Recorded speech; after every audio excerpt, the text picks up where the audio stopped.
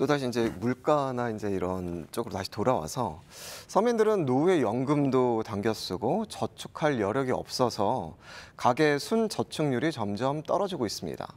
그렇다면 기업의 저축률은 어떨까요? 좀 조사를 좀 해오셨나요? 네, 사실 우리나라 이제 경제가 한국 경제가 지금처럼 이제 세계 10대 그 선진국 대열에 진입하게 된 것은 국민들이 이 개발 시대에 한 푼 두 푼 모은 이 저축률 때문에 가능했던 거죠. IMF 이후에 이제 금융시장이 개방되고 또 2008년에 이제 금융위기가 이제 글로벌 차원에서 진행이 되면서 사실은 이제 개인들이 이제 이 적금이나 그러니까 저축보다는 뭐 부동산, 주식 시장으로 자신의 자산을 이동하는 현상이 좀 이제 커졌고요.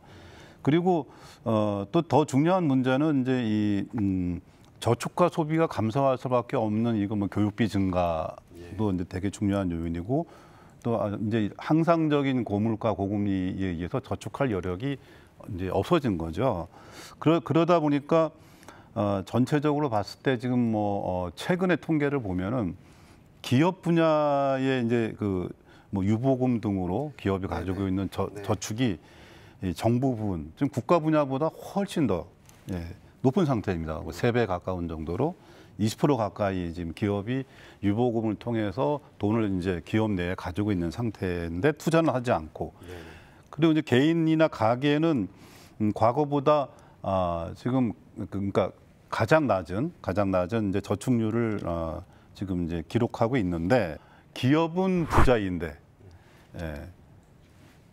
국민은 가난한 이런 이제 기현상이 지금 나타나고 있는 것입니다. 저는 일단은 개인 저축률과 기업 저축률 모두가 낮아지고 있는데 이것을 비판할 수는 없다고 생각을 합니다. 우리나라로 치자면 개발도상국부터 1960년대, 70년대, 80년대, 90년대 사이에 이제 개인이 저축을 해야지 은행이 기업에게 돈을 꿔주고 그래서 그걸로 기업이 사업을 한다, 경제가 부흥한다는 것인데 지금 개인의 입장에서 보면 아니 그 논리라면 은행이란 단계를 없애고 개인이 기업에 직접 투자를 하면 되는 것이 아니냐. 그게 이제 주식이라는 개념이에요. 그렇게 변형된 것이고요.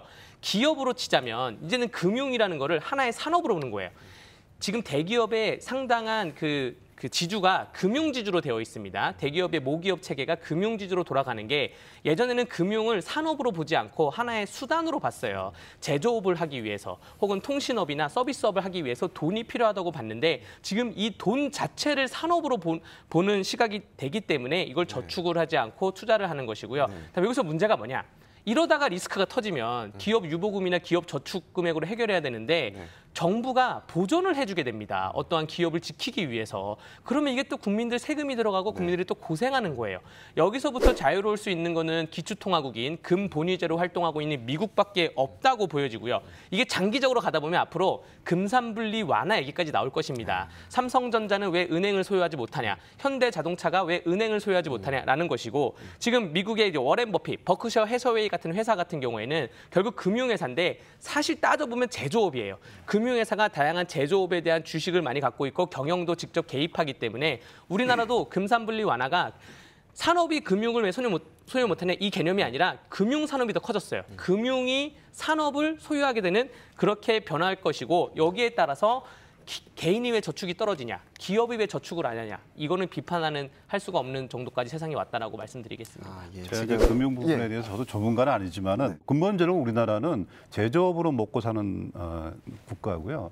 그리고 금융이라는 부분에서 우리나라 가지고 있는 금융 역량이나 국가적 역량이 미국이나 중국을 상대해서 그들을 능가할 수 있을 만한 그런 위상은 아니라고 저는 생각을 합니다. 따라서 이걸 굉장히 지혜롭게 접근을 해야 되고요. 따라서 대기업들이 많은 이윤을 내고서도 생산적인 분야에 투자를 하지 않고 이제 그 금융 부분에 또는 부동산을 잡아간다든가 이런 식으로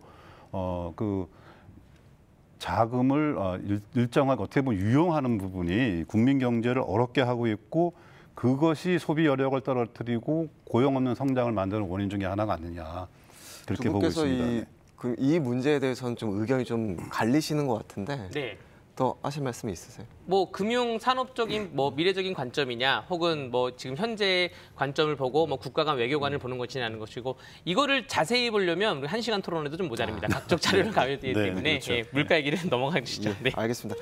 두 분의 경제와 금융 강의 잘 들어서 저도 많은 도움이 됐습니다.